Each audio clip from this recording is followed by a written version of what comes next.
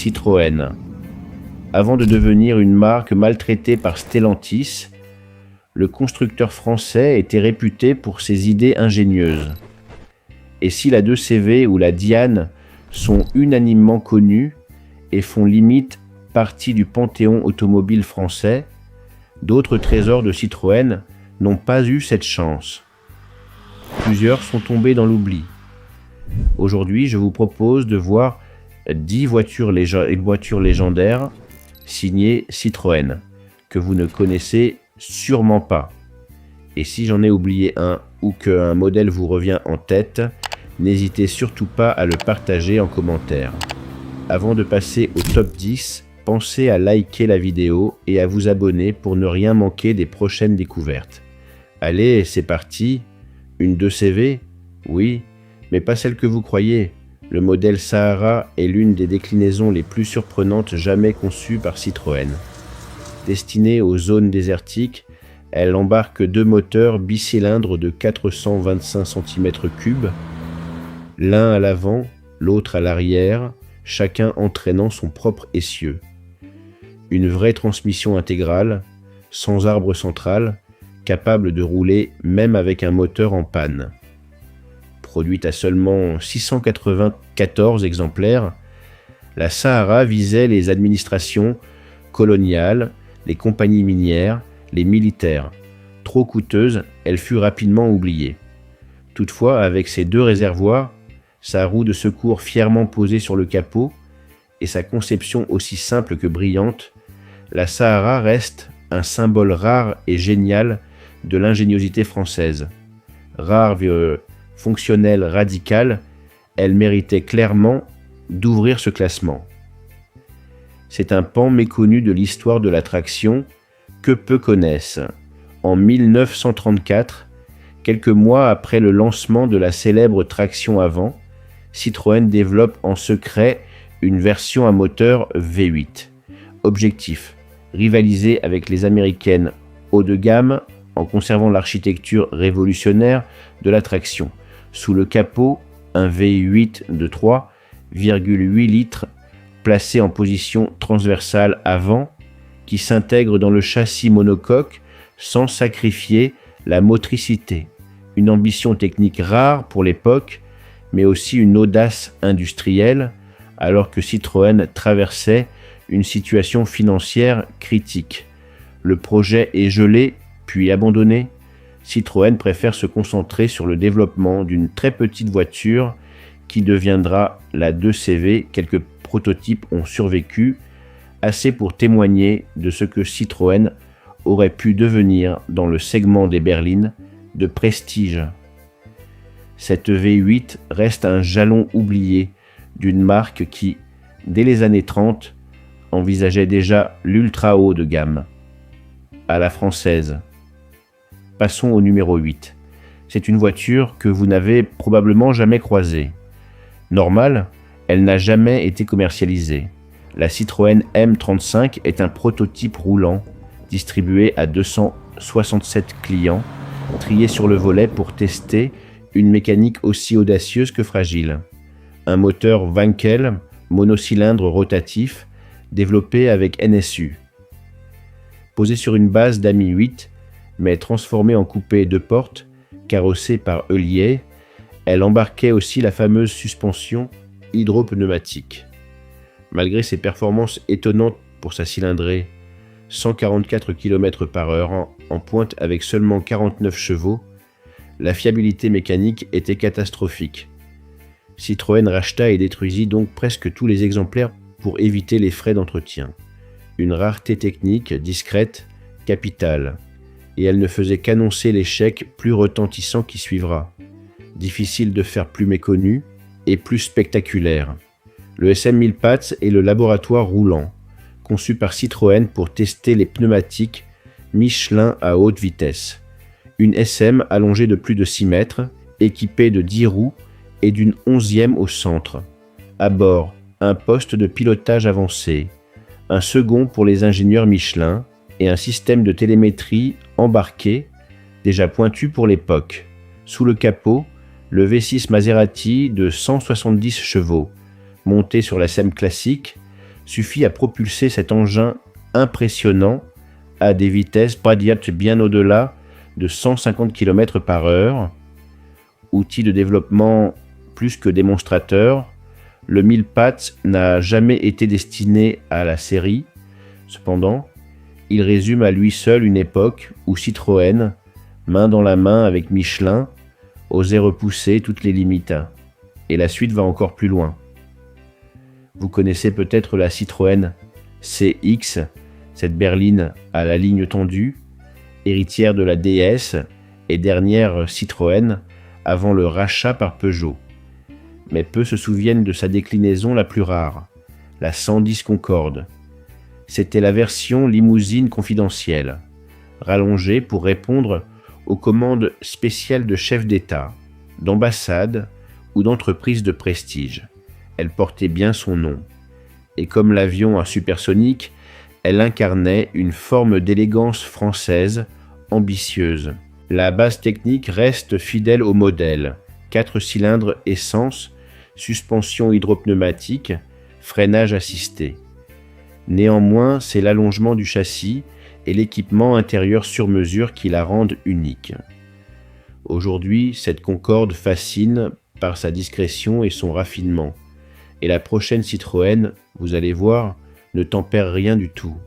Difficile d'imaginer qu'une Citroën ait été conçue avec pour mission de motoriser les pays en voie de développement.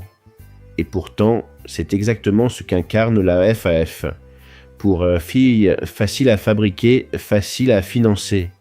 Sur une base mécanique de 2 CV, Citroën développe un utilitaire rustique. Celui-ci est carrossé uniquement en tôle pliée, assemblé localement à partir de patrons géométriques. Aucun outillage industriel lourd, aucun outillage numérique. Tout se plie à la main. C'est un défi d'ingénierie low-tech, pensé pour des marchés aux infrastructures et aux choses réduites. Produite au Vietnam, en Côte d'Ivoire, au Portugal ou encore au Chili, la FAF se décline parfois en version 4x4 et s'adapte aux réalités de chaque territoire.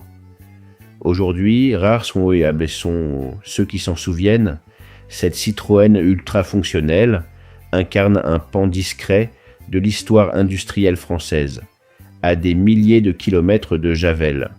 Et pourtant, le modèle suivant nous ramène en pleine métropole. Elle arrive en catimini au moment où Citroën vient tout juste d'être absorbée par Peugeot. La Citroën LN, première voiture du groupe PSA, est un symbole fort.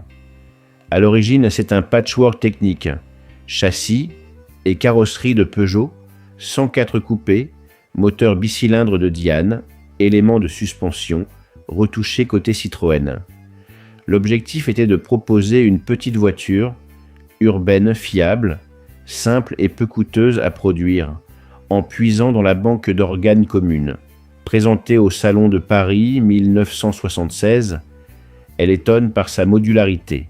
Pour la première fois sur une voiture française, la banquette arrière est fractionnable de série. Et avec ses 3,38 mètres de long, elle s'impose vite comme une solution rationnelle, surtout pour un usage urbain. À peine 706 kg sur la balance, 32 chevaux, 122 km/h en pointe. Malgré des performances modestes, la LN convainc par son confort, sa maniabilité et son honnêteté technique. Aujourd'hui éclipsée par les 2 CV ou AX, elle mérite sa place dans l'histoire pour ce qu'elle incarne, la transition industrielle d'une marque en pleine mutation. Une mutation qui, au modèle suivant, prend une toute autre dimension. C'est l'une des Citroën les plus audacieuses jamais produites, et aussi l'une des plus éphémères. La GS Birotor, commercialisée entre 1973 et 1975, incarne un pari technologique radical. Embarquer un moteur Wankel Commotor à piston rotatif, dérivé de la NSU RAW 80, dans une berline compacte, 107 chevaux pour moins d'1 litre de cylindrée, 175 km/h en pointe, un silence de fonctionnement et une montée en régime d'une douceur inédite. Mais cette avancée technique débarque au plus mauvais moment. En pleine crise pétrolière, le moteur consomme entre 12 et 20 litres au 100 et sa fiabilité reste perfectible. Produite à seulement 846 exemplaires, la Birotor se distingue aussi par sa présentation soignée et son train avant spécifique. Citroën ira jusqu'à proposer de racheter les voitures pour les détruire, tant l'échec commercial est cuisant. Néanmoins, cette GS méconnue marque l'histoire comme l'ultime tentative française de démocratiser le rotatif, et elle nous amène tout droit vers un autre modèle, tout aussi visionnaire. Voilà une Citroën que le public a rejetée avant de la regretter. En 1985, la marque au chevron tente un retour en championnat du monde des rallyes. Objectif, intégrer le redouté Groupe B. Résultat, la BX 4TC, version ultra spécialisée d'un modèle grand public. Cependant, avec ses 1280 kg, son architecture imposée par l'existant et son moteur turbo, placé longitudinalement bien en avant du train avant, la voiture souffre d'un équilibre précaire, trop lourde, trop raide, et surtout lancée trop tard. Elle ne signe qu'une 6e place en Suède avant le retrait total de Citroën. Pourtant, la version civile, produite à seulement 200 exemplaires, reste un ovni d'ingénierie. Transmission intégrale, suspension hydropneumatique, direction d'Iravi, empruntée à la CX, train roulant spécifique.